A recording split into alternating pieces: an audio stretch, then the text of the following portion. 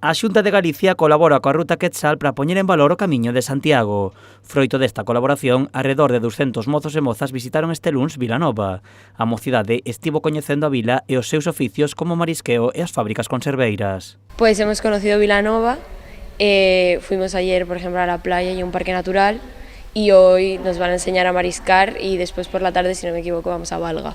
Pues hoy nos toca actividades de marisqueo, hemos venido a visitar la lonja y todo lo relacionado con el trabajo de marisco. Nas xornadas coas mariscadoras, os mozos e mozas aprenderon as diferentes especies que se atopan na ría e a importancia de non coller ameixas das praias. Pues nos han enseñado desde el tamaño mínimo, las variedades o cómo lo cogen con los utensilios.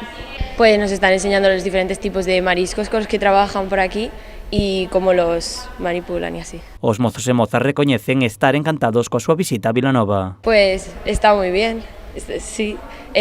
Pues los parques y todo a mí me han parecido muy bonitos. Pues me parece muy bonita en torno, respecto a los paisajes, el entorno, las playas, y es interesante la geografía del lugar.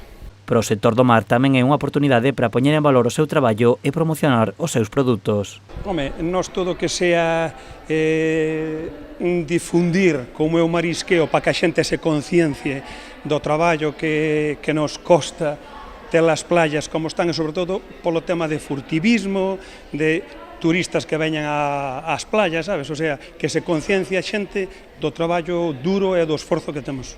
Os mozos e mozas descansarán esta noite en Vilanova e o martes continuarán coa súa expedición. Unha expedición que lles levará primeiro cara ao norte de Portugal e logo volverán a Galicia para visitar zonas como Santiago e Fisterre.